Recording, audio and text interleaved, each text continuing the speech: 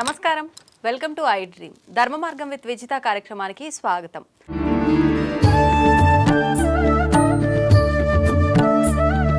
ప్రస్తుత సమాజంలో మనిషికి ఓర్పు అనేది ఎంత అవసరం. పెద్దవాళ్ళు చెప్తూ ఉంటారు, మనిషికి ఓర్పు సహనం అనేది ఖచ్చితంగా ఉండాలి అని చెప్పి.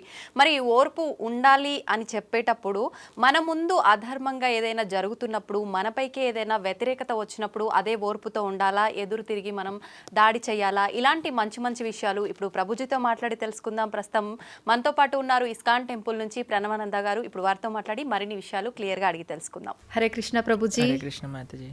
ప్రభుజీ, ప్రతి ఒక్కరు కూడా కృష్ణుని ఆరాధించే వాళ్ళు తన దగ్గర నుంచి ఏదో ఒకటి ఆశిస్తూనే ఆరాధిస్తుంటారు అని అనిపిస్తుంది చూసే వరకు. నిజంగా ఆయన నుంచి ఏమీ ఆశించకుండా ఆరాధించే వాళ్ళు కూడా ఉన్నారా ప్రభుజీ? ఏదో ఒకటి ఆశిస్తూ ఉంటారు అని మనకు అనిపిస్తుందండి. ఎందుకో తెలుసా? ఎందుకంటే మన నిజమైన భక్తి అంటే మనకు తెలియదు కాబట్టి. ఇంకో విషయం చెప్తాను.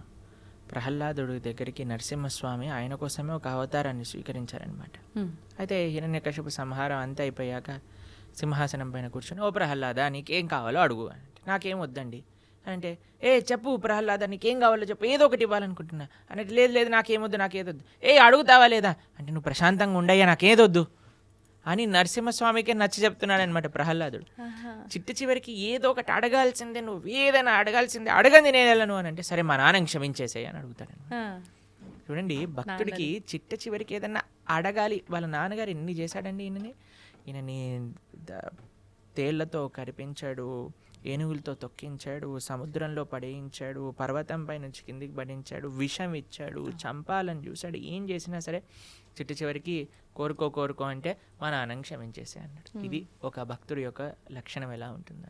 ఈరోజు మేము కుంతి మహారాణి యొక్క ప్రార్థనలు చదువుతున్నాం భాగవతంలో. ఆవిడ ఒక కోరిక అడుగుతుంది కృష్ణుని. ఏమంటుంది తెలుసా అండి? అయ్యా నాకు ఇంకా కష్టాలు ఇవ్వు జీవితంలో అని అడుగుతుంది. ఎందుకయ్యా కష్టాలు ఎందుకు అని అంటే, కష్టాలు నువ్వు చాలా బాగా గుర్తొస్తావు, నీ గుర్తు మంచిగా ఉన్నప్పుడైతే నువ్వు గుర్తురావు కదా, కష్టాలు ఉన్నప్పుడు నేను నిన్ను వేడుకుంటా, కాబట్టి ఇంకా కష్టాలు ఇవ్వు నాకు అని చెప్తుంది కుంతి మహారాణి. ఇది నిజమైన భక్తి అని అంటే. కాబట్టి భగవంతుడి యొక్క భక్తి అని ఎప్పుడైతే ఉంటుందో, భక్తి ట్రాన్స్లేట్స్ టు ప్రేమ. నిజమైన ప్రేమలో అండి వేరే వాళ్ళ దగ్గర నుంచి మనం ఏం తీసుకోవాలి అని అనుకోం, మనం ఏమి ఇవ్వాలి అని ప్రయత్నం చేస్తాం. మా గురువుగారు ఒక విషయం చెప్తారు, love means service, love means sacrifice అని అంటారు. ప్రేమ అంటే త్యాగం, ప్రేమ అంటే సేవ. కాబట్టి ఎక్కడైతే ప్రేమ ఉంటుందో అక్కడ స్వపేక్ష ఉండదన్నమాట, నిరపేక్ష భావనతో ఉంటుంది. కాబట్టి భక్తి అని అంటే ఏమీ భగవంతుడి దగ్గర అడగాల్సిన అవసరం లేదండి. ఎందుకంటే ఒక తల్లికి పిల్లవాడికి ఏమేం కావాలో అన్నీ తెలుస్తుంది. అలానే మనకి పరమాత్మ తండ్రి, మన పరమాత్మ తల్లి అని అనుకున్నాం అనుకోండి, మనం ఏమీ కూడా ఆశించాల్సిన అవసరం లేదు. ఆ భావన పెంచుకోవటమే భక్తి అని అంటే. అంత సులభంగా ఎలా వస్తుంది ప్రభుజీ ఆ భావన? ఎప్పుడైతే మనం సాధన చేస్తామో, ఎప్పుడైతే భక్తుల యొక్క సాంగత్యంలో ఉంటామో. ఎందుకంటే అండి, ఎలాంటి వాళ్ళ యొక్క సాంగత్యంలో ఉంటామో అలాంటి ఆలోచనలే మనకు వస్తాయి. ఎలాంటి వ్యక్తుల యొక్క మనస్తత్వం దగ్గర ఉంటాం. మీకు ఒక విషయం తెలుసా అండి, సైకాలజీ చెప్తుంది, you are average of the 5 persons you regularly associate with. ఏమంటుంది? మన మనస్తత్వం అట మన 5 ఫ్రెండ్స్ లేదా మన 5 కాన్స్టెంట్గా అసోసియేట్ చేసే వ్యక్తుల యొక్క యావరేజే మన మనస్తత్వం అవుతుంది. కాబట్టి ఎవరైతే భగవంతుడికి నిరపేక్ష భావనతో భక్తి చేసే భక్తుల దగ్గర ఉన్నారనుకో, మనకు కూడా వస్తుంది. చూడండి, ఒక ఇనుముని అయస్కాంతం పైన బాగా రబ్ చేసి ఇనుము దగ్గర తీసుకెళ్ళామనుకోండి, వెంటనే అని లాగేస్తుంది. నిజంగా చెప్పాలంటే ఇనుముకి అయస్కాంతం శక్తి లేదు, కానీ అయస్కాంతం వల్ల ఉండటం వల్ల ఇనుముకి ఆ శక్తి వచ్చింది. కాబట్టి మీరు దుర్లభమే, చాలా కఠినమే, కానీ ఎప్పుడైతే అలాంటి వ్యక్తుల యొక్క సాంగత్యంలో ఉంటామో అది చాలా సులభం అవుతుంది. అందుకే లోకే సజ్జన సంగతి రేఖ భవతి భవార్ణవ తరణే నౌక అని అంటారు. అది ముఖ్యం ప్రభుజీ. అంటే ఈ జనరేషన్ వాళ్ళు చాలామంది ఆధ్యాత్మికత, ఈ స్పిరిచువల్గా వెళ్ళడం, ఇవన్నీ ఒక మూఢనమ్మకం అని కొట్టిపారేసే వాళ్ళు కూడా చాలామంది ఉన్నారు. అసలు నిజంగా మూఢనమ్మకం అంటే ఏంటి, భక్తికి దానికి సంబంధం ఏంటి అసలు? మీకు ఒక విషయం చెప్తానండి, భక్తి మూఢనమ్మకం కాదు. ఇప్పుడు చూడండి, ఒక వ్యక్తి ఒక రిటర్న్స్ రావాలి, ఒక ప్రాఫిట్ రావాలి అని అనుకుంటాడు. అప్పుడు ఏం చేస్తాడండి, ఆయన ఒక ఇన్వెస్ట్మెంట్ చేసి దాంట్లో నుంచి ప్రాఫిట్ కావాలి అని అనుకుంటే పద్ధతి ఉంటుంది. ఏ ఇన్వెస్ట్మెంట్ చేయకుండా నాకు ప్రాఫిట్ కావాలి అనుకుంటే ఎలా చెప్పండి? ఒక వ్యక్తి అట జీవితాంతం భగవంతుడికి ప్రార్థన చేశాడట, నాకు లాటరీ కావాలి, లాటరీ కావాలి, లాటరీ కావాలి, లాటరీ కావాలి, లాటరీ కావాలి, లాటరీ కావాలి. లాస్ట్కి చనిపోయాడట. భగవంతుడి దగ్గరికి వెళ్ళాడట, ఒరే ఎలాంటి భగవంతుడు నువ్వు జీవితాంతం ప్రార్థన చేశాను లాటరీ కావాలని లాటరీ ఇవ్వలేదంటే భగవంతుడు అన్నారట, అయ్యా నేను కూడా ఇవ్వడానికి వెయిట్ చేస్తున్నా, కానీ కనీసం నువ్వు లాటరీ టికెట్ కొంటే కదా నేను ఇచ్చేది అని అన్నా. కాబట్టి నాకు లాటరీ కావాలి, లాటరీ కావాలి, కనీసం లాటరీ టికెట్ కొనయ్యా నువ్వు. కాబట్టి కనీసం నువ్వు నమ్మకం పెట్టే స్వామి పైన ఆయన రెసిప్రికేట్ చేస్తాను, నేనేం చేయను, నాకు భగవంతుడు కావాలి, ఇదంతా మూఢనమ్మకం. అవజానంతి మా మూఢ అని అన్నాడు కృష్ణుడు భగవద్గీతలో. మూర్ఖులు నన్ను తెలుసుకోలేరు అని. చాలా సులభం అండి భగవంతుడిని తెలుసుకోవటం అంటే, చాలా సులభం. ఈ ప్రకృతిని మనం పరిశీలన చేసిన మన భగవంతుడి యొక్క ఉనికి ప్రతి అణువులో ఉన్నది. ఎవరికి తెలుస్తుంది? ఎవరైతే వినయంతో ఉంటారో వాళ్ళకి తెలుస్తుంది. విద్య వినయేన శోభతే. విద్య వినయాన్ని ఇవ్వాలి, అంతేకాని మూర్ఖత్వాన్ని పెంచకూడదు మనిషి లోపల. ఇప్పుడు చూడండి, మీకు మన శ్రీహరికోటలో మన శాటిలైట్ సెంటర్ ఉంది తెలుసు కదా. వాళ్ళు ఏ శాటిలైట్ లాంచ్ చేసే ముందేనా వెంకటేశ్వర స్వామి దర్శనం చేసుకుంటారు. తెలుసా మీకు? తెలీదు ప్రభుజీ. వెంకటేశ్వర స్వామి దగ్గరికి వెళ్ళి పూజలు చేస్తారు. ఆ సూలూరుపేటలో అమ్మవారు ఉంటుంది ఒక ఆవిడ, ఆ శ్రీహరికోట దగ్గర, ఆవిడ దగ్గరికి వెళ్ళి పూజలు చేస్తారు. దాని తర్వాత శాటిలైట్ ని లాంచ్ చేస్తారు. అంత పెద్ద సైంటిస్టులు కూడా భగవంతుడా నా ప్రయత్నం నేను చేశాను, నీ దయ కూడా ఉంచనివ్వు. అవును అవును. మనకి భక్తిలో ఇదే ముఖ్యం అండి. ఇప్పుడు మనం కార్తీక మాసంలో మాట్లాడుకుంటున్నాం. కార్తీక మాసంలో దామోదరుడు యొక్క వ్రతం అంటారు, కార్తీక దామోదర వ్రతం అంటారు. దామోదర్ని కృష్ణుడిని కట్టేటప్పుడు యశోదమ్మ 2 అంగుళాలు తక్కువ పడేది, మళ్ళీ ఇంకా తాడు తెచ్చేది, 2 అంగుళాలు తక్కువ వచ్చేది. ఇంట్లో గోశాలలో ఉండే తాడంతా తీసి కట్టడానికి ప్రయత్నం చేసింది, అయినా సరే 2 అంగుళాలు చివరికి ప్రార్థన చేసింది, కృష్ణ ఇంత ప్రయత్నిస్తున్నానరా నేను అని. అమ్మ అలసిపోవటం చూసి కృష్ణుడు కట్టబడ్డాడు. ఆ 2 అంగుళాలు ఏంటి తక్కువ అంటే మన ప్రయత్నం, భగవంతుడి యొక్క కృప. 2 ఉండాలి భగవంతుని పొందాలి అని అంటే. మన ప్రయత్నం, స్వామి యొక్క కృప. కాబట్టి ఎప్పుడైతే నువ్వు నీ శ్రద్ధ పెట్టు, ఫస్ట్ కొద్దిగా ఇన్వెస్ట్మెంట్ చేయి, దాని తర్వాత భగవంతుడున్నా లేదు నేను మూర్ఖంగా చేస్తాను అని అంటే నీ ఇష్టం, ఎవరి కర్మ వాళ్ళకే బాధ్యత కదండి. కాబట్టి మూఢనమ్మకానికి భక్తికి సంబంధం లేదండి. భక్తి is very scientific, very logical, very emotional, very spiritual process అన్నమాట. కాబట్టి ఎవరైతే భక్తి మార్గంలో ఉంటారో, నాకు తెలిసిన ఎంతోమంది డాక్టర్లు, మీకు ఒక విషయం ఆశ్చర్యపోతారు. మేము ఒకసారి ఒక డివోటీ డాక్టర్ దగ్గరికి వెళ్ళామన్నమాట, ఏదో చూపించుకోవడానికి. అయితే ఆయన టేబుల్ పైన ఒక పెద్ద బోర్డు ఉంది, దాంట్లో ఏం రాసిందంటే I treat and God heals అని రాసాం. అంటే నేను ట్రీట్మెంట్ చేస్తాను కానీ నయం చేసేవాడు మాత్రం దేవుడు. మంచిగా ఉంది. కాబట్టి ఆ భావన అందరికి ఉండాలండి. కాబట్టి భగవంతుడిపైన నమ్మకం మూఢనమ్మకం కాదు, భగవంతుడిపైన నమ్మకం నిజమైన నమ్మకం, వర్త్ ఇన్వెస్టింగ్, ఆ ఫెయిత్ అనేది. కాబట్టి ముందు మనం శ్రద్ధ పెట్టాలి. దానికి భగవంతుడు ఇచ్చే ప్రేమను ఎప్పుడైతే మనం పొందుతామో దానికి ఇంకొక ఇదంటూ ఉండదన్నమాట. ఒకసారి ఒక డాక్టర్ చెప్పాడు, ఒక ఆయన హైసీలోకి తీసుకెళ్తుంటే కృష్ణ రామ గోవింద రక్షించు తండ్రి అన్నట్టు, నేను ట్రీట్మెంట్ చేస్తుంటే దేవుడికి ఎందుకు ప్రార్థన చేస్తున్నాను, నువ్వు కాపాడేది నేను అని అంటే ఆయన అన్నాడట, అయ్యా నీ హాస్పిటల్లో చనిపోతారా జనాలు అంటే చాలా మంది చంపేస్తున్నావు కదా నువ్వు అన్నాడు. నేను చంపట్లేదు, నేను జస్ట్ బతికిస్తాను. బతికించినప్పుడు చంపేవాడివి కదా నువ్వే, 2 రెస్పాన్సిబిలిటీ తీసుకోను. లేదన్న, నోరు మూసుకొని వెళ్ళు, మా కృష్ణుడు కాపాడుతాడు, మారే కృష్ణ రాకే కృష్ణ మారేకే. భగవంతుడు బతికించాలి అంటే బతుకుతాడు, భగవంతుడు తీసుకెళ్ళాలి అనుకుంటే ఆయన పిల్లలు తీసుకెళ్తాడు అని అన్నారు. అప్పుడు డాక్టర్ కొద్దిగా వినయం వచ్చిందనమాట. కాబట్టి మనం ఎప్పుడైనా వినయంతో ఉండాలి. శ్రద్ధావాన్ లభతే జ్ఞానం. శ్రద్ధ పెట్టు, నీకు జ్ఞానం వస్తుంది, భగవంతుడు ఎవరు ఏంటి అనే విషయాలన్నీ తెలుస్తాయి. ప్రభుజీ, ఆధ్యాత్మిక చైతన్యం అంటే ఏంటి? భక్తి ఆధ్యాత్మిక చైతన్యం 2 ఒకటేనా? భక్తికి సంబంధించిన జ్ఞానం ఏదైతే ఉందో దాన్ని ఆధ్యాత్మిక చైతన్యము అని అంటారు. ఎప్పుడైతే మనం భగవంతుడి గురించి వింటామో, అందుకే చాలా మంది అండి పూజలకి చాలా ఇంట్రెస్ట్ చూపిస్తారు, వ్రతాలు నోములు చేయాలంటే చాలా ఎంతూజియాస్టిక్ గా ఉంటారు. అదే నువ్వు వచ్చి భాగవతం వినరా నాయన అంటే ఎవరు రాడనమాట, గీత చదువురా బాబు అంటే ఎవరు రాడనమాట. ఎందుకు అని అంటే మనకి ఒక స్టెప్స్ ఆఫ్ డివోషనల్ సర్వీస్ ఉంటాయి. 9 భక్తి మార్గములు అని అంటారు, మీరు వినే ఉంటారు కదా. మన ఛానల్లో ఒక ప్రవచనం ఉన్నది 9 భక్తి మార్గాలపైన. అందులో ప్రహ్లాదుడు వాళ్ళ నాన్నగారికి చెప్పినప్పుడు, ప్రహ్లాద హాస్టల్లో ఏం చదువుకున్నావు అని అంటే ప్రహ్లాదుడు అన్నాడు, చదివించి నను గురువులు చదివి తిని సకల శాస్త్రములు చదువులలో మరొమమెల్ల చదివి తిని తండ్రి అని ప్రహ్లాదుడు అన్నాడు అనమాట. అయ్యా నన్ను గురువులు చదివించారు, నేను సకల శాస్త్రములు చదువుకున్నాను, ఆ చదువులలో మర్మం అంటే ఎసెన్స్ ఆఫ్ స్క్రిప్చర్స్ నేను నేర్చుకున్నాను అంటే చాలా ఆనందపడతాడండి. హిరణ్యకశిపు అంటాడు, ఏంటి అసారాంశమో చెప్పు ప్రహ్లాద అని అంటే, శ్రవణం కీర్తనం విష్ణు స్మరణం పాదసేవనం అర్చనం బంధనం దాస్యం సఖ్యం ఆత్మనివేదనం. ఆయన అంటాడు, శ్రవణం కీర్తనం విష్ణో స్మరణం పాదసేవనం. శ్రవణం అంటే ఫస్ట్ స్టెప్ ఆధ్యాత్మిక భక్తి మార్గం లేదన్నా ఉంటే భగవంతుడి గురించి వినటం. ఇది గుర్తుపెట్టుకో. శ్రవణం, దాని తర్వాత కీర్తనం అంటే భగవంతుడి యొక్క నామ జపం చేయటం. ఇప్పుడు మేము వచ్చేటప్పుడు భగవన్ నామం జపం చేసుకుంటే, ఈరోజు ఏకాదశి కదా, 64 మాలలు చేస్తామని, అందరం భగవన్ నామ స్మరణ చేస్తూ ఉండాలి. ఫస్ట్ ఎందుకు నేను జపం చేస్తున్నా? ఎందుకంటే జపం చేయటం భగవంతుని తెలుసుకోవటానికి అత్యంత ముఖ్యమైన మార్గము అని మనం విన్నాం కాబట్టి జపం చేస్తాం. శ్రవణం కీర్తనం విష్ణోహో స్మరణం. ఏదైతే మనం విన్నామో దాని గురించి స్మరణ చేస్తూ ఉండాలి. మొన్న మాయపూర్లో మా గురువుగారు యాత్ర అయిందనమాట. మా గురువుగారు ప్రవచనాలు చెప్పిన విషయాలు ఆలోచిస్తూ ఒకరోజు రాత్రి 2-3 గంటలు నాకు నిద్ర పట్టలేదన్నమాట. అదే విషయాలు మనసులోకి వస్తున్నాయి. ఆ గురువుగారు ఏం చెప్పారు, ఈ విషయాలు ఎంత బాగా చెప్పారు అనే విషయం స్మరించటం అనేది చాలా ముఖ్యం. శ్రవణం కీర్తనం విష్ణు స్మరణం పాదసేవనం అర్చనం. దాని తర్వాత అర్చనం వస్తుంది, దాని తర్వాత పూజ వస్తుంది.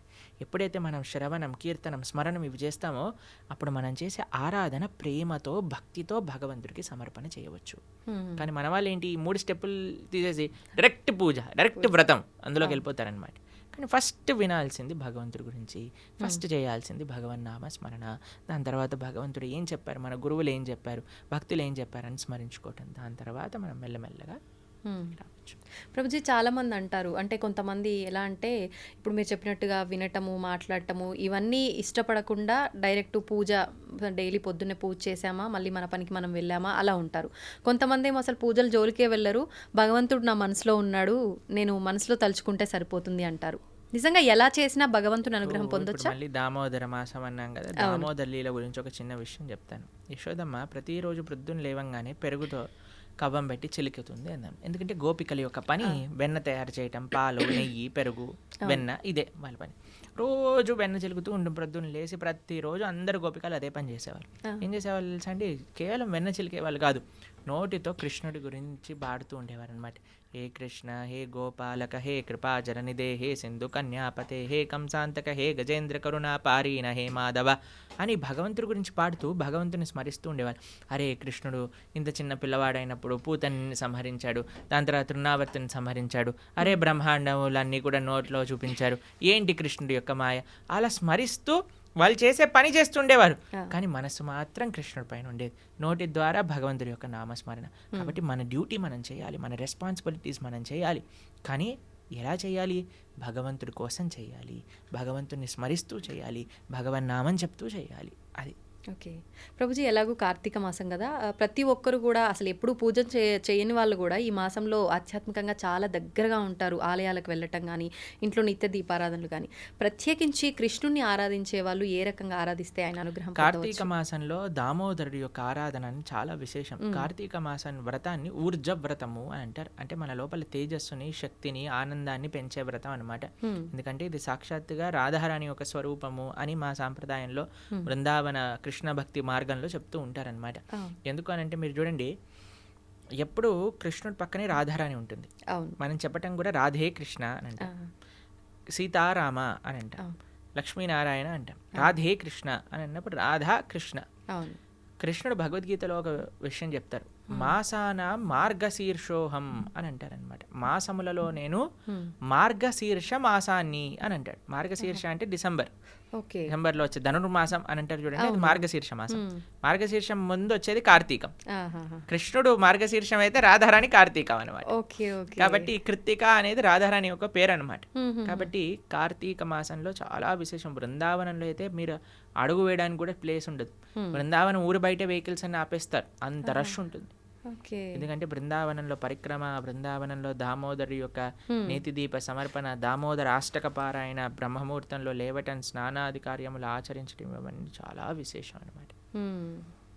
ప్రభుజీ, ప్రతి ఒక్కరికి కూడా ఓర్పు అనేది ఉండాలి, సహనం ఉండాలి, ప్రతిదానికి ఆవేశపడకూడదు, ఎదుటివారు ఏదైనా అన్నప్పుడు మనం ఆలోచించి మాట్లాడాలి అని చెప్తూ ఉంటారు పెద్దవాళ్ళు. అసలు ఓర్పు సహనం గురించి భగవద్గీతలో ఏం చెప్పబడి ఉంది?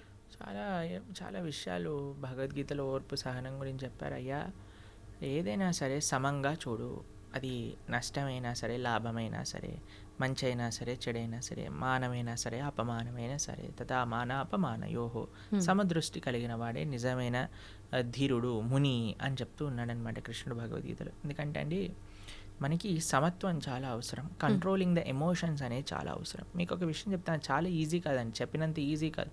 దానికి మన లైఫ్ స్టైల్ చేంజ్ చేసుకోవాలి. మనం ఎప్పుడైతే రాజసీకమైన వ్యక్తులతో, వస్తువులతో, ఆహారంతో మనం అసోసియేట్ అవుతామో అప్పుడు అది మనం ఎమోషన్స్ని కంట్రోల్ చేసుకోలేమన్నమాట. ఎప్పుడైతే మనం సాత్వికంగా ఉంటామో, ధార్మికంగా ఉంటామో, మీకు ఎగ్జాంపుల్ చెప్పానో లేదో నాకు తెలీదు. ఒకసారి మేము ఒక స్టూడియో నుంచి వస్తున్నప్పుడు ఒక వ్యక్తి మాతో పాటు నడుస్తూ వస్తున్నప్పుడు ఒక ఆయన పరిగెత్తుకుంటూ ఫాస్ట్గా నడిచేసరికి ఈ వ్యక్తిని భుజాలపైన ఇలా డాష్ అయిందనమాట. కింద పడిపోయాడు. కింద పడిపోయి లేసాడనమాట. లేసేసి నా దగ్గరికి వచ్చి, ప్రభుజీ నేను, అప్పుడు ఆయన మాల వేసుకున్నాడు. అయితే ఆయన చెప్పాడు, ప్రభుజీ నేను మాత్రం మాల వేసుకొని ఉంటే వీడు ముక్కు పలిగేది అని అన్నాడు అనమాట. అయితే అన్న చాలా మంచివాడు అయ్యా, నువ్వు సంవత్సరం పాటు మాల వేసుకొని ఉండు, ఎంతమంది ముక్కులు రక్షింపబడతాయి నువ్వు మాలలో. ఎందుకంటే ఆయన ఏమనుకున్నాడు, అరే నేను ఇప్పుడు మాల వేసుకున్నా, బొట్టు పెట్టుకున్నా, ఇలాంటి వస్త్రాలు వేసుకున్నా, కాబట్టి నేను అనవసరంగా కోపం తెచ్చుకోకూడదు అనే ఒక భావన మనసు లోపల ఉంది. అదే మాల లేకపోయింటే వాడు ముక్కు పలిగిపోయేది, పెద్ద యుద్ధం అక్కడ. సరే, అందుకే ఆధ్యాత్మిక భావన ఎందుకు మనకు కావాలి, ఎందుకు మనం బొట్టు పెట్టుకోవాలి, ఎందుకు మనం మాల వేసుకోవాలి, ఎందుకు మనం సాంప్రదాయంగా ఉండాలంటే ఎప్పుడైతే మనం ఇవన్నీ ఎక్స్టర్నల్ థింగ్స్, చాలామంది అంటారు ఎందుకు ఇవన్నీ అవసరం లేదు, ఇదంతా షో ఆఫ్ అంటారు. కాదండి, ఇవి ఇలా వేసుకున్న వాళ్ళ వల్ల చాలామంది ముక్కులు కాపాడబడుతున్నాయి, చాలామంది బ్రతికి ఆనందంగా ఉంది. ఎందుకంటే మనిషి అంటే ఎమోషనల్ కదా, వెంటనే యాక్ట్ చేయాలనిపిస్తుంది. కానీ ఆధ్యాత్మికత ఏం చేస్తుందో తెలుసా అండి, ఆ మనిషిని ఆలోచింపజేస్తుంది. ఇప్పుడు చూడండి, ఆ వ్యక్తి నడుస్తున్నాడు, వీడు ఏదో త్వరలో ఉన్నాడు కాబట్టి వీడిని డాష్ ఇచ్చి వీడి కింద పడిపోయాడు. వాడి తప్పేమన్నా ఉందా? ఇంటెన్షనల్గా కాదు, ఎవరు చేయరు. కాబట్టి జీవితంలో చాలా ఇలాంటివి ఉంటాయండి, మనం ఆలోచించాం. కానీ ఎవరైతే ఆధ్యాత్మికంగా ఉన్నారో వాళ్ళు ఆలోచిస్తారు. ఆలోచించినప్పుడు ఒక క్షణం ఆగుతారు, ఆగినప్పుడు పరిశీలన చేస్తారు. ఇది మంచిది కాదు అని అనిపిస్తుంది, కానీ ఏమో చూద్దాం, కొన్ని రోజుల తర్వాత మంచి అనిపిస్తుంది. మీకు ఈ కథ చెప్పుంటాను కదా, నేను గుర్రం కథ చెప్పానా మీకు ఒకసారి? లేదు ప్రభుజీ. ఒక వ్యక్తి, ఒక ఆయన ఒక గుర్రం కొనుక్కుంటాడు, డబ్బులన్నీ ఇన్వెస్ట్మెంట్ చేసేసి గుర్రం కొనుక్కుంటాడు అనమాట. గుర్రం కొనుక్కుంటే పక్కింట్లో వాళ్ళందరూ సరే ఎంత బాగుంది, నువ్వు గుర్రం కొనుక్కున్నావు, ఎంత బాగైంది నీకు అని అంటారు. సరే అని ఆయన అంటాడు, ఏది మంచో ఏది చెడో ఎవరికి తెలుస్తుంది, భగవంతుడికి తెలుస్తుంది కదా. నెక్స్ట్ కొన్ని రోజుల తర్వాత ఈ గుర్రం పారిపోతుంది ఇంట్లోంచి. అందరూ వచ్చి అంటారు, అయ్యో ఎంత చెడైందయ్యా నీకు, గుర్రం పారిపోయింది, నువ్వు డబ్బులన్నీ ఆ గుర్రం పైన ఇన్వెస్ట్ చేసావు, అది వెళ్ళిపోయింది.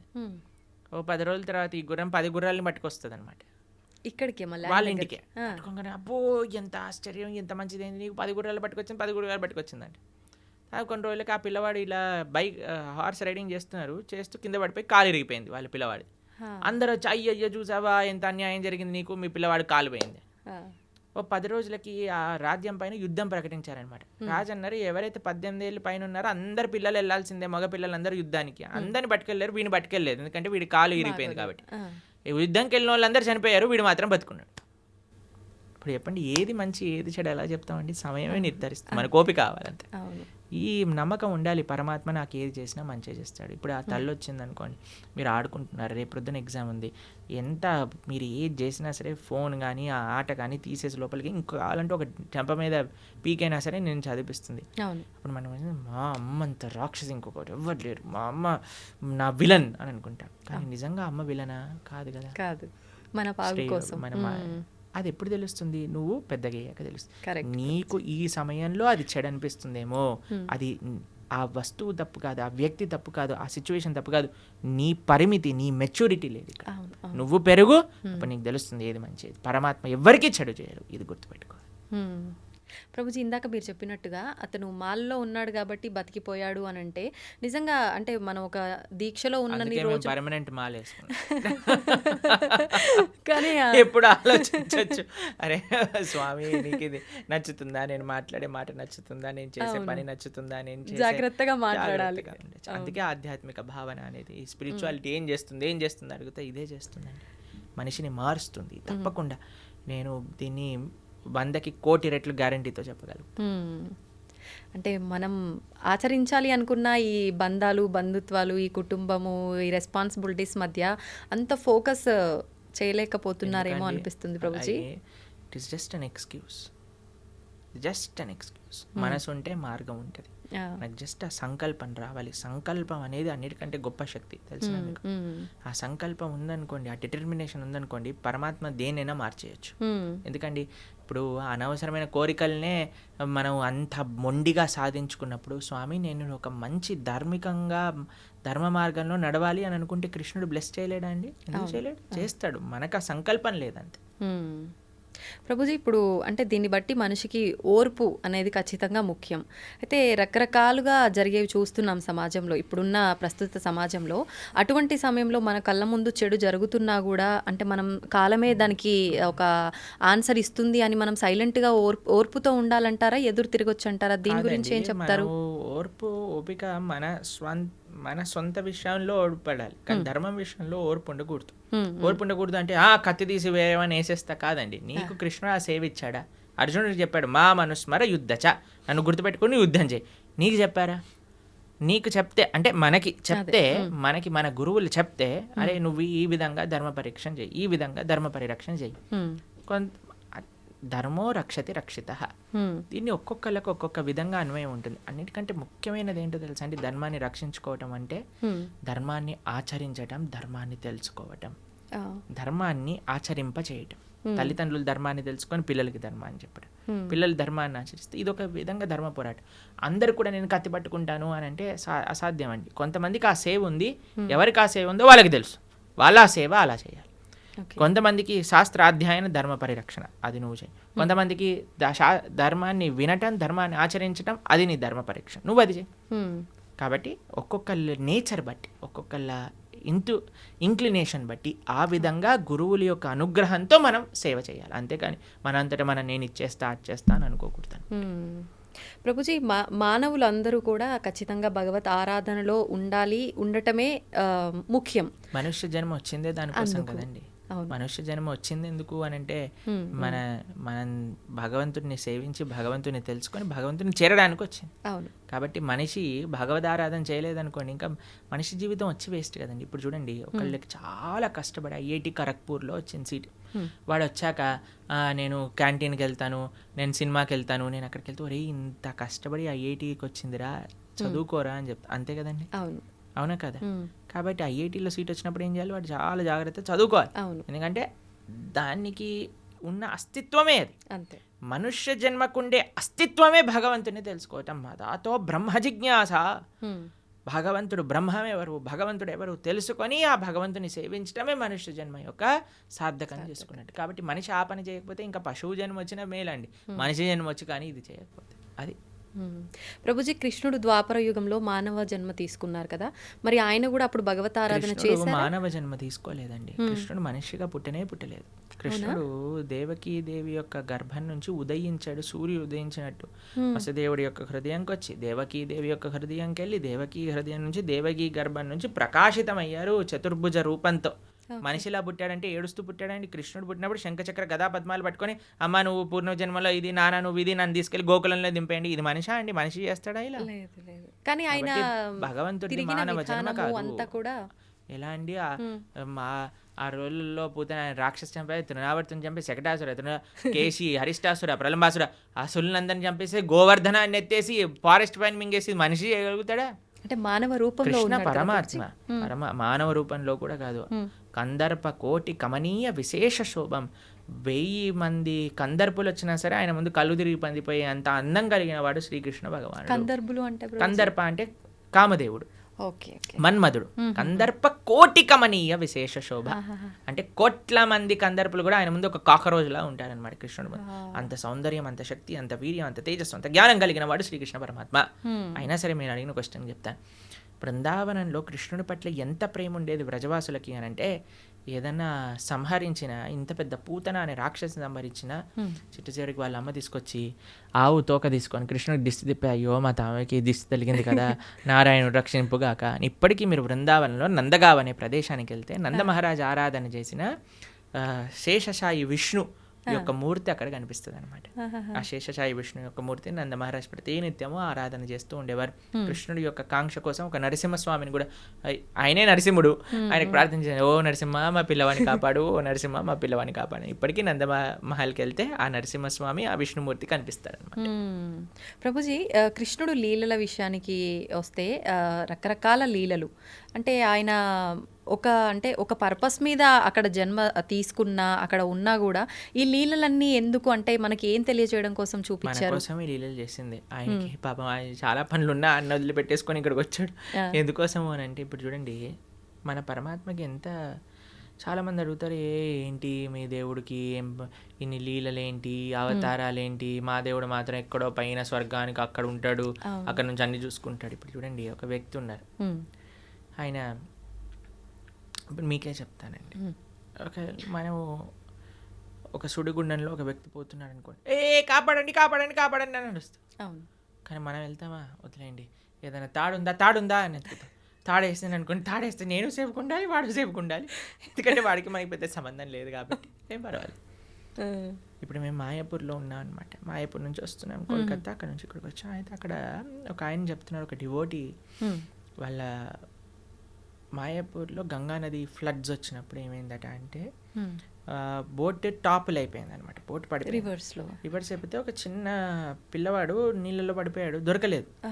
అయితే ఆ పిల్లవాడు పొయ్యాడు, నీళ్ళలో పడిపోయిన మరుక్షణమే వాళ్ళ అమ్మకి హార్ట్ అటాక్ వచ్చి ఆవిడ కూడా పోయింది అనమాట. నా పిల్లవాడు పోయాడు అనే షాక్లో.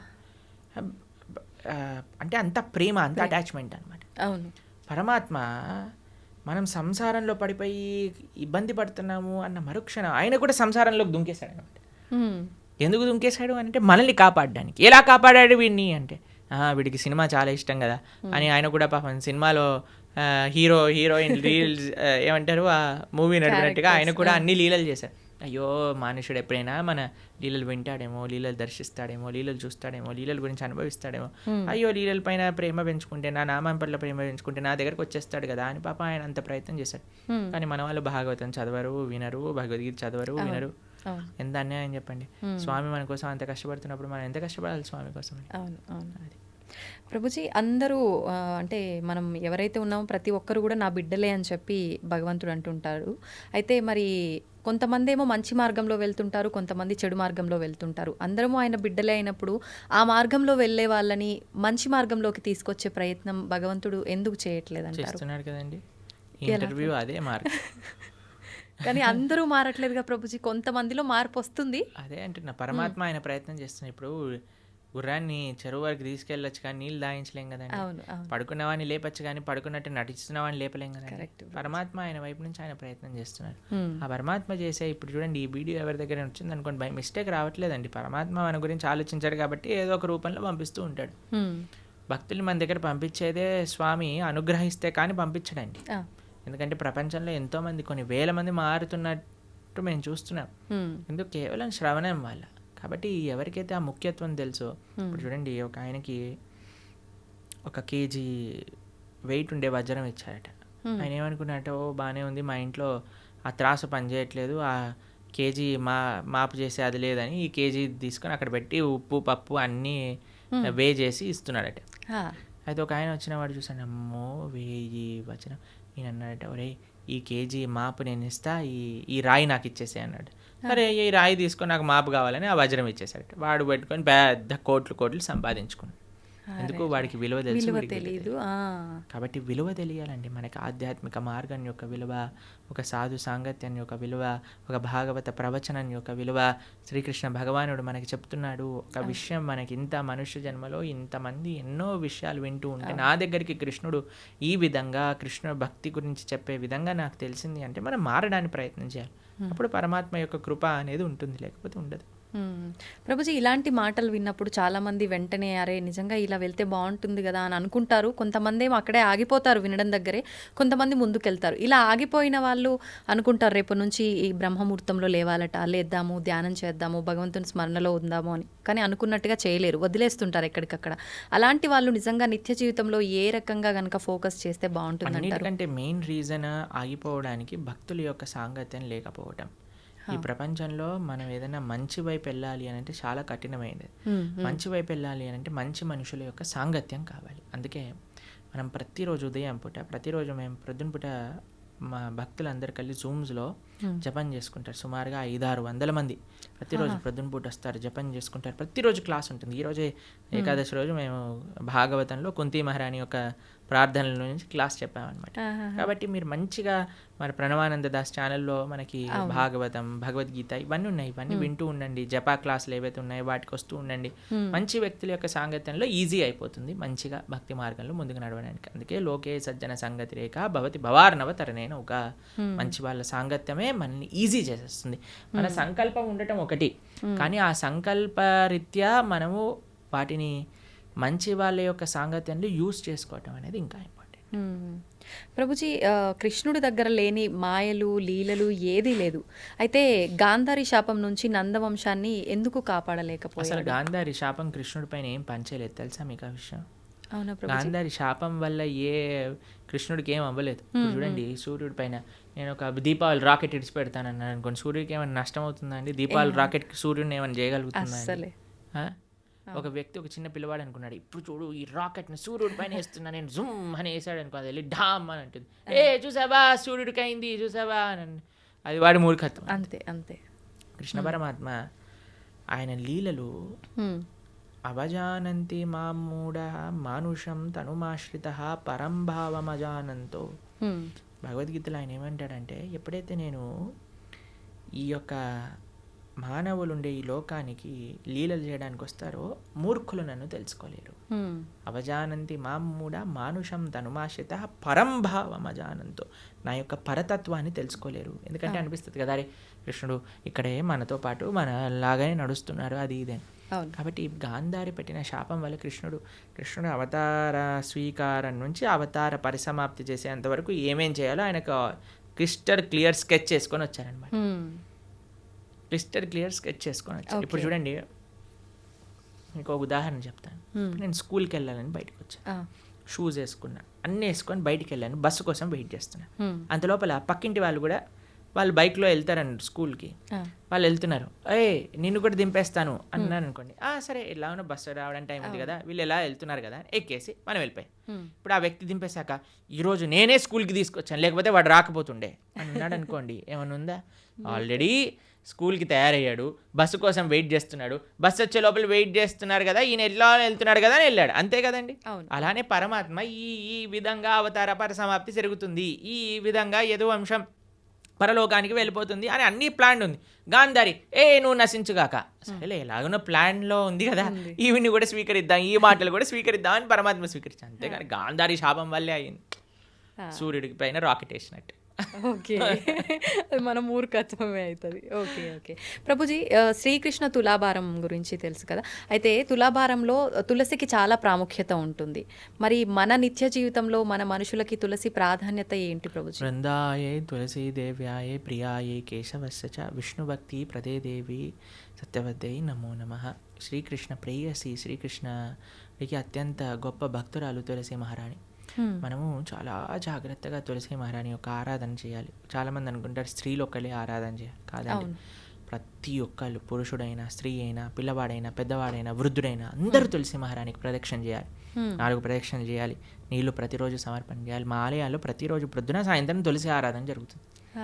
మీరు చూడండి, ఇస్కాన్ టెంపుల్కి వచ్చి ఆ పూజ ఏదైతే భగవంతుడు ఉండే గర్భగృహంలో ఉంటారో అక్కడ తులసీదేవి కూడా ఉంటుంది. తులసీదేవికి వస్త్రాలు వేసి తులసీదేవిని ఆశీర్వదిస్తారు. విగ్రహ రూపంలో కాదు, తులసి కోటకే వస్త్రాలు సమర్పణ చేసి అక్కడ పెడతారనమాట. ఎందుకంటే ఆవిడ సాక్షాత్తుగా కృష్ణుడి యొక్క పరమ భక్తురాలు.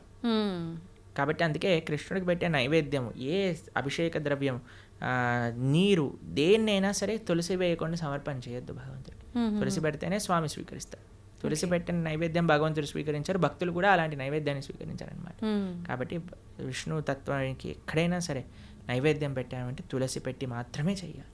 కాబట్టి తులసి ఆరాధన ముఖ్యంగా కార్తీక మాసంలో ప్రతి నిత్యం కూడా మనం 3 సార్లు నీళ్లు వేసి 4 సార్లు ప్రదక్షిణ చేయాలి. తులసి మహారాణికి దీపం పెట్టాలి తులసి దగ్గర, తప్పనిసరిగా ప్రతి ఒక్కరు చేయాల్సిన పని. ప్రభుజీ తులసిలో కూడా 2-3 రకాల తులసులు ఏ ఉంటుంటాయి తులసి కదా, అయినా ఏదైనా పర్వాలేదు. ఓకే. అయితే ముఖ్యమైన పర్వదినాల్లో తప్ప సాయంకాలం సమయంలో దీపారాధన చేయకూడదు తులసి దగ్గర అని చెప్పి అంటుంటారు ప్రభుజీ. ప్రతిరోజు చేయాలి, ప్రొద్దున రాత్రి భగవంతుడి ఆలయంలో, భగవంతుడి యొక్క పూజా మందిరంలో, తులసి మహారాణి దగ్గర ప్రొద్దున రాత్రి నిత్యము ప్రతిరోజు చేయాలి దీపారాధన. ఓకే. ప్రభుజీ కృష్ణుడి విషయానికి వస్తే గోపికలతో రాసలీలలు ఆడుతుంటాడు బృందావనంలో అని చెప్పి అంటుంటారు. అయితే దాన్ని తప్పుగా కూడా భావించకూడదు అని అంటుంటారు. మరి ఈ కామక్రీడకు క్రీడకు తేడా ఏంటి? అసలు అది కామక్రీడ అని భావించొద్దంటారా? అసలు రాసలీల అంటే ఏంటి, అసలు కామం అంటే ఏంటి, ఇవన్నీ తెలుసుకోవాలి ఫస్ట్. ఇప్పుడు చూడండి, కృష్ణుడు రాసలీల చేసినప్పుడు ఆయన వయసు ఎంతో తెలుసా అండి? 6 సంవత్సరాలు. చిన్న పిల్లడు. 6 సంవత్సరాల పిల్లలు అమ్మాయిలు అబ్బాయిలు అందరూ కలిసి ఆడుకుంటున్నారు అనుకోండి, మీరు ఏమంటారు? ఏయ్ దూరం జరుగు, అమ్మాయి దగ్గర ఆడవద్దు అని అంటారా? మీరు ఎప్పుడైనా అలా చేశారా మీ పిల్లలతో? ఎప్పుడైనా అందరు చిన్న చిన్న పిల్లలు అందరూ కలిసి ఆడుకుంటున్నారు అనుకోండి, ఎప్పుడైనా డిఫరెన్షియేషన్ చూస్తామని? 6-7 సంవత్సరాల వయసు ఉన్న పిల్లవాడండి రాసక్రీడ జరిగినప్పుడు, తెలిసినా మీకు? ఇంకో విషయం చెప్తాను. గోపికలు అంటే ఎవరు? గోపికలు అంటే స్త్రీ, కృష్ణుడు అంటే పురుషుడు కాదండి. కృష్ణుడు యొక్క శక్తియే గోపిక. కృష్ణుడి యొక్క హ్లాదిని శక్తి యొక్క స్వరూపములే గోపికలన్నీ కూడా, శ్రీమతి రాధారాణి కూడా. కృష్ణుడే సాక్షాత్ ఒక పిల్లవాడు. ఇప్పుడు నేను అద్దంలో చూసుకుంటానండి, అద్దంలో చూసుకుంటూ నేను ఇలా అనుకోండి, అద్దం పైన ప్రభుజీ ఎంత ధైర్యం, మా ప్రభుజీని కొడతావా అని అంటారా మీరు? అరే నీ ఇష్టం అయ్యా, నీ అద్దం నీ రిఫ్లెక్షన్ ఏదైనా చేసుకో, నువ్వు ఎంత ముద్దొస్తున్నావా, నువ్వు రాసి ఒకటైనా పెట్టు, ఏదైనా చేసుకో, అది నువ్వు నీ రిఫ్లెక్షన్, అంతే కదండి. అంతే. కృష్ణుడు ఏ తత్వమో గోపికలది అదే తత్వం. ఆయన యొక్క హ్లాదిని శక్తి స్వరూపములే గోపికలు, అట్లా వేరేది ఏ విషయం కాదండి. ఇప్పుడు రాస నృత్యం అంటే ఏంటి అనుకుంటున్నాడు? అదొక నృత్యం, ఆనంద స్వరూపం. అది ఒక స్త్రీ పురుషుని మధ్యలో జరిగే, మీరు అంటున్నారు కదా ఏదో భౌతికమైన సంబంధం కాదండి. అది సాక్షాత్తుగా ఒక జీవాత్మ పరమాత్మ కలిసినప్పుడు పొందే ఆనందాన్ని రాసలీల అని అంటారు. రాసలీల శుకదేవుడికి అన్నిటికంటే ఫేవరెట్ పాస్ టైం భాగవతంలో. శుకదేవుడు ఎవరో తెలుసా అండి? శుక మహర్షి. ఆయన పుడుతూనే తల్లి గర్భం నుంచి నడుచుకుంటూ వెళ్ళిపోయాడు. ఎలాంటి వైరాగ్యం కలిగిన వాడు అని అంటే, ఆయన స్త్రీలు స్నానం చేస్తున్న సరస్సు పక్క నుంచి వెళ్తే స్త్రీలందరూ బిందాస్గా స్నానం చేస్తున్నారనమాట, వస్త్రాలు కూడా కప్పుకోలేదు. వ్యాసుల వారు అడుగుతారు, అయ్యా ఏంటి మీరు అని అంటే, ఆయనకండి స్త్రీ పురుష భేదమే లేదు, ఆయన అంతా ఆత్మజ్ఞాన తత్వంలో రమించేవాడు, కాబట్టి మాకు ఆయన డిఫరెన్సియేషనే తెలియలేదు. ఎందుకంటే స్త్రీకి చాలా తొందరగా పురుషుడి దగ్గర ఏదైనా చెడు భావన ఉంటే కనిపట్టేయచ్చండి. కానీ ఆ స్త్రీలు అంత వైరాగ్యం కలిగిన శుకమహర్షి ఏంటో తెలుసా అండి?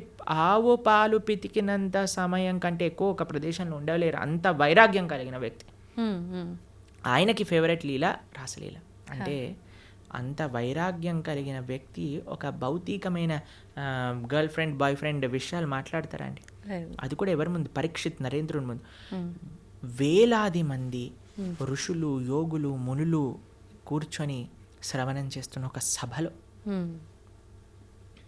కాబట్టి మనం భగవంతుడి యొక్క తత్వాన్ని కమెంట్ చేయటం కంటే ముందు అసలు ఏంటి ఆ తత్వము అని చదువుకోవాలి. అందుకే మీ అందరికీ నేను చెప్పేది ఏంటంటే, భాగవతం వినండి, భాగవతం చదవండి. మన ఛానల్లో ప్రణవానంద దాస్ అనే ఛానల్లో 47 లెక్చర్లు శ్రీమద్ భాగవతం, కేవలం 47 గంటలు మీరు ఇస్తే కృష్ణుడి యొక్క పరిపూర్ణ తత్వం అనేది మనం అర్థమవుతుంది.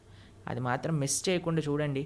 కృష్ణతత్వం గురించి, మన సనాతన ధర్మం గురించి మొత్తం అర్థమవుతుంది. ఫస్ట్ నుంచి లాస్ట్ వరకు వినండి, మొత్తం క్లారిఫై అవుతుంది.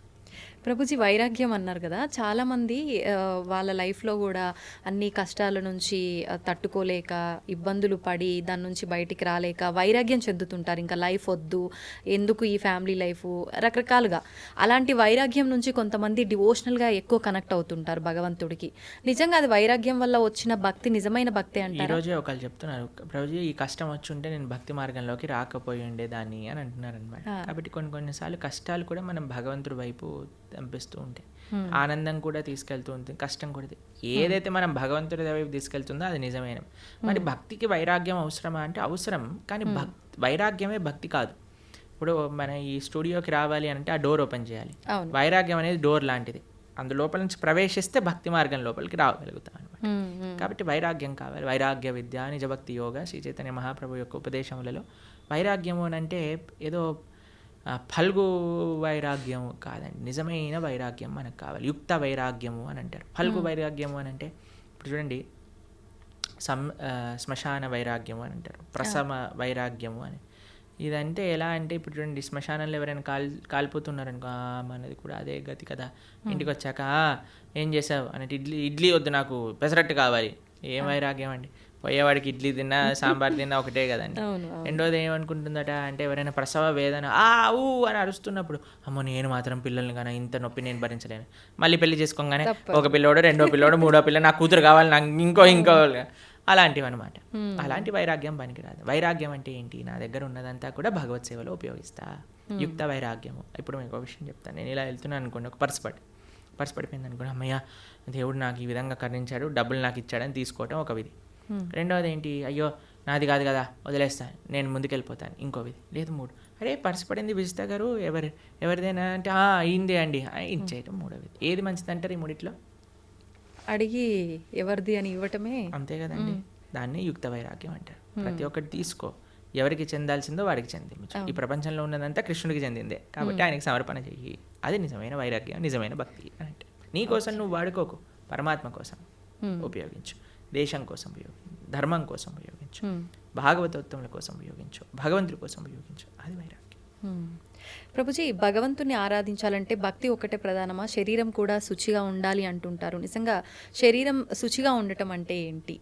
మీరు అన్నారనుకోండి, ప్రభుజీ మా పిల్లల్ని స్కూల్కి పంపిస్తాను కానీ యూనిఫామ్ అయ్యాను, యూనిఫామ్తో ఏం సంబంధం ఉండండి, వాళ్ళకి చదువుకోవడం కావాలి, వాళ్ళు చదువుకోవాలని ఇచ్చి ఉందంటే స్కూల్ వాళ్ళు ఎలా చేస్తారా అండి?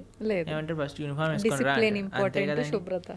అవునా కదా, స్కూల్ షూస్ పైన మొత్తం బురద జల్లి పంపించి, బురద ఉంటే ఏంటి, నువ్వు చదువు చెప్పు, ఆయన చదువు నేర్చుకోవడానికి వచ్చావు, నువ్వు చదువు చెప్పడానికి వచ్చావు, షూ బూట్ ఇవన్నీ అంటావు ఏంటి అని అంటారా మీరు? ఏమంటారా, అమ్మ టీసీ ఇస్తాను తీసుకెళ్ళు, మీ పిల్లల్ని వేరే స్కూల్లో జాయిన్ చేయించు అని అంటారు. అంతేనండి. గోర్లు ఎందుకు కట్ చేసుకోవాలండి, గోర్లకి చదువుకి ఏం పని ఉంది అంటే, మా స్కూల్లో పీటీ సార్ ఉంటే వాడు పెద్ద కర్ర పట్టుకొని పాట్ అని కొట్టేవాడు, గోర్లు పెరిగాయండి. అందరు పీటీ పీరియడ్ ముందు అందరు పళ్ళతో మొత్తం పడేసేసేవాళ్ళు అనమాట, హడలు వచ్చేసేది అనమాట. వామ్మో పీటీ ఈరోజు థర్స్డేనా అని అందరు హడలిపోతుండేవారు అనమాట. మీరు తినారా ప్రభుజీ అట్లా దెబ్బలు? అంటే గోర్లతో కొరికేసాం అనమాట.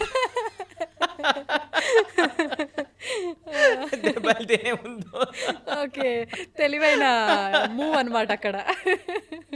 అయితే భక్తికి చాలా మంది అడుగుతారు, ఈ శుచి ఏంటి, స్నానం చేయటం ఏంటి, ఇదంతా మూర్ఖత్వం, వీళ్ళంతా చాదస్తం, పైత్యం అని అంటూ ఉంటారు. కాదండి, మీకు భక్తి హృదయంలో ఉండాలి అని అంటే దాన్ని ఎక్స్టర్నల్గా కొన్ని రూల్స్ అండ్ రెగ్యులేషన్స్ పాటించాలి.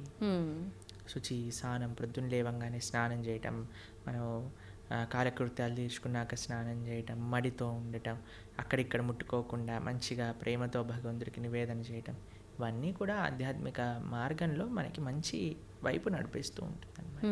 కాబట్టి శుచి, శుభ్రత అనేది చాలా ఇంపార్టెంట్ అండి. ఇప్పుడు చూడండి, ఈ రూమ్ అంతా నీట్గా ఉంది కాబట్టి ప్రశాంతంగా మనం మాట్లాడుకోగలుగుతాం. కెమెరామ్యాన్లు వాళ్ళు పనిచేస్తున్నారు, మనం ఇక్కడ ఇంకా మొత్తం చిందర బిందర పేపర్లు ఇక్కడ పడిపోయి, ఆ లైట్లన్నీ కింద కూసిపోయి, మొత్తం గోలగోలు ఉందనుకోండి, మనకి చెప్పాలి, మాట్లాడాలి, ఫస్ట్ ఈ రూమ్ క్లీన్ చేయండి తర్వాత చేస్తామంట. అంతే కదండి. అంతే. ఏంటండి మేము ఇంటర్వ్యూ చేయడానికి వచ్చాం, ఇంటర్వ్యూ చేయండి ఇవన్నీ ఎందుకు అని అన్నారనుకోండి, బాగుండదు కదా అది. కాబట్టి శుచి, శుభ్రత డైరెక్ట్గా మనసుకి కనెక్షన్. ఇప్పుడు చూడండి, ఇంటికి వచ్చారనుకోండి, ఇంట్లో అన్నీ నీట్గా ఉండి చక్కగా సాంబ్రాణి, మా ఇంటికి వచ్చినప్పుడు బ్రహ్మాల ఆరాధన చేశాక సాంబ్రాణి పొగ వేస్తారనమాట. అప్పుడు ఆ ఆధ్యాత్మిక గుడికి వచ్చిన వాతావరణంలో లాగా ఉంటుందన్నమాట. అంతేగాని అన్ని చిందర బందర వేసి అందరు ఇలా పడిపోయి కూర్చున్నారు అనుకోండి, అప్పో ఎందుకు వచ్చాను రా బాబు, ఎక్కడికైనా వెళ్ళిపోతే బాగుండు అనిపిస్తుంది. కాబట్టి మనకి మనసుకి బాహ్యమైన శుచి, శుభ్రత వీటికి కనెక్షన్ ఉంది కాబట్టి దాన్ని జాగ్రత్తగా తెలుసుకొని మనం శుచి, శుభ్రత పాటించాలి. మన ఛానల్లోనే సదాచారము అనే ఒక కోర్స్ మనం చేసాం అనమాట. ప్రణవానంద దాస్ ఛానల్లోనే సదాచారం గురించి చెప్పాం. అసలు వంట ఎలా చేయాలి, అసలు మనం శుభ్రత ఎలా మెయింటైన్ చేయాలి, స్నానం ఎలా చేయాలి, అన్ని విషయాలు అందులో ఉన్నాయి. 7 లెక్చర్లు ఉంటాయి, మొత్తం శుచి, శుభ్రత గురించి తెలుసుకోవచ్చు అనమాట. అది కూడా వినండి, చాలా మంచి పనికొస్తుంది. ఓకే ప్రభుజీ, చాలామంది కాదు, ప్రతి ఒక్కరు కూడా అసలు ఏది శాశ్వతం కాదు అని అందరూ చెప్తుంటారు. అయితే అది తెలిసి కూడా మనం అన్నిటిపైన వ్యామోహం పెంచుకోవడము, ఈ బంధాలు, బంధుత్వాలు, వీటన్నిటిపైనే ఫోకస్ చేస్తూ ఉంటాం. ఎంతసేపు కూడా లగ్జరీ లైఫ్కి అలవాటు పడిపోతుంటాము. అసలు ఏంటి, నేను ఎందుకున్నాను, ఎందుకు వచ్చాను, అసలు ఎందుకు జీవించున్నాను, నేను అసలు ఏం చెయ్యాలి అనేది ఎలా అర్థమవుతుంది? ఈ ప్రశ్నలకు సమాధానం. ఇప్పుడు 2 ఎక్స్ట్రీమ్స్లో ఉంటారండి. ఒకటి టూ అటాచ్డ్ లేదా టూ డిటాచ్డ్. భక్తి అలా కాదు. భక్తి అండర్స్టాండ్ యువర్ పొజిషన్. నువ్వు భగవంతుడి యొక్క దాసుడివి, నువ్వు భగవంతుడి యొక్క దాసుడు, ఇవన్నీ కూడా భగవంతుడు ఇచ్చినవి. కాబట్టి ఇప్పుడు చూడండి, మీకు మీకు ఇంతకుముందు చెప్పాను అనుకుంటా, మాకు ఏదన్నా వస్తువు కానీ ఏదన్నా మేము యూజ్ చేసాం ఉందనుకోండి, ఫస్ట్ దానిపైన ఐసీఓ ప్రణవానంద దాస అని రాస్తాం మేము. ఐసీఓ అంటే ఇన్ కేర్ ఆఫ్, అంటే ఇది నాది కాదు, నాకు కృష్ణుడు ఇచ్చింది, నేను దీని కేర్ టేకర్ని మాత్రమే. ఈ భావన ఉండాలి నీ కొడుకు పైన, భార్య పైన, భర్త పైన, ఇల్లు పైన, గాడి పైన, చుట్టాల పైన, వస్తువుల పైన, అన్నిటికీ ఇదే భావన. ఇది పరమాత్మ భగవంతుడు నాకు ఇచ్చాడు, దీన్ని నేను జాగ్రత్తగా చూసుకుంటా. కానీ ఎవరిచ్చారు? భగవంతుడు ఇచ్చాడు. నా ప్రేమ భగవంతుడి పైన. భగవంతుడు ఇచ్చిన వస్తువు, ఇప్పుడు నేను మీకు ఒక గిఫ్ట్ ఇచ్చాను అనుకోండి, ఎంత బాగా పెట్టుకుంటారే, ప్రభుజీ ఇచ్చారు ఈ గిఫ్ట్ని, జాగ్రత్తగా పెట్టుకోవాలి అని అనిపిస్తుంది. ఎందుకు? గిఫ్ట్ పైన ప్రేమ లేదా ఒక వ్యక్తి పైన గౌరవమా? ఇప్పుడు మీకు చాలా ప్రేమతో మీ తమ్ముడు కానీ, అన్నయ్య కానీ, చెల్లి కానీ, అక్క కానీ ఒక గిఫ్ట్ ఇచ్చారనుకోండి, ఐఫోన్ ఇచ్చారు. ఐఫోన్ నాకు చాలా ఇష్టం, చాలా ఇష్టం, చాలా ఇష్టం. ఎందుకు నీకు ఐఫోన్ ఇష్టము అని అంటే, అయ్యో మా తమ్ముడు, అక్క, చెల్లి, అన్న ఎవరో ఒకరు నాకు ఈ గిఫ్ట్ ఇచ్చారు కాబట్టి. అన్నకి యాక్సిడెంట్ అయింది, పోతే పోనీ ఐఫోన్ ఉంది కదా, ఐఫోన్ చూసుకుంటాను అన్నారు అనుకోండి, అరే నీకు అన్న ముఖ్యమా ఐఫోన్ ముఖ్యమా? నాకు ఐఫోన్ ముఖ్యం అని అంటే నిజంగా అన్న పైన ప్రేమ అండి? కాదు. అన్న పైన ప్రేమ మీకు ఆ ఫోన్ పైన రిఫ్లెక్ట్ అవుతుంది. అన్న ఇచ్చాడు కాబట్టి నాకు ఇది ప్రేమ అని అనిపిస్తుంది. అట్లనే భగవంతుడు అయిన ప్రేమ ఎప్పుడైతే ఉంటుందో అన్ని సంబంధాలు బాగుంటాయి. ఎందుకంటే వీళ్ళందరినీ కూడా భగవంతుడితో కనెక్షన్తో చూస్తాం కాబట్టి. ఎప్పుడైతే భగవంతుడిని తీసేస్తామో జీవితంలో మన స్వార్థం, ఆవిడ అనుకుంటుంది ఆవిడ స్వార్థం, నేను అనుకుంటాను నా స్వార్థం, పిల్లలు అనుకుంటారు నా స్వార్థం, తల్లిదండ్రులు అనుకుంటారు నా స్వార్థం, అత్తమామలు అనుకుంటారు వాళ్ళ స్వార్థం. కానీ ఎప్పుడైతే కుటుంబం మొత్తం కలిసి భగవంతుడిని ఆశ్రయిస్తుందో అప్పుడు అందరూ కృష్ణుడికి ఏది మంచిది, కృష్ణుడు నేను ఏం చేస్తే నాతో ఆనందంగా ఉంటాడు అని ఆలోచించి ఆ విధంగా చేస్తాను. ఇదే భక్తి అంటే. అందుకే శ్రీల ప్రభుపాదుల వారికి వాళ్ళ గురువు గారు చెప్పారు, everything can come later, the most important necessity in this world is Krishna consciousness.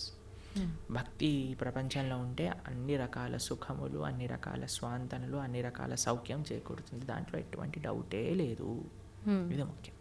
Prabhuji, ఎక్కువగా ఇస్కాన్కి సంబంధించిన వాళ్ళు ఎవరైనా సరే కృష్ణుడి గురించే ఎక్కువగా మాట్లాడుతూ ఉంటారు. మరి కృష్ణుడి సోదరుడు బలరాముడి పాత్ర గురించి కానీ ఆయనకు సంబంధించిన విశేషాలు ఎందుకని తెలియదు? బలరాముడు ఎందుకండి, మేము ఎన్నోసార్లు బలరామ జయంతి పెద్ద ఉత్సవం మా ఆలయాల్లో, తెలుసా మీకు? మా సాంప్రదాయంలో బలరాముడి ఉత్సవం కానీ, బలరాముడి యొక్క లీలలు చర్చించుకోవటం కానీ చాలా ముఖ్యంగా చేస్తాం. మీరు ఎప్పుడైనా మా బలరాముడి గురించి మాట్లాడిన వీడియోలు ఎన్నో ఉన్నాయి. కాబట్టి బలరాముడు గురువుకి సంకేతం. ఆయన యొక్క శక్తియే గురు పరంపర ద్వారా వస్తుంది, మన ఆచార్యుల వరకు వస్తుందన్నమాట. కాబట్టి మన గురువు చేసే శుశ్రూష, గురువు చెప్పే మాటలు సాక్షాత్తుగా బలరాముడు చెప్పే మాటలే అనమాట. కాబట్టి నిరంతరం వాటిని ఆరాధన చేస్తాం. బలరాముడికి ఆధ్యాత్మిక శక్తి ఇస్తాడనమాట, చాలా ముఖ్యమైనది.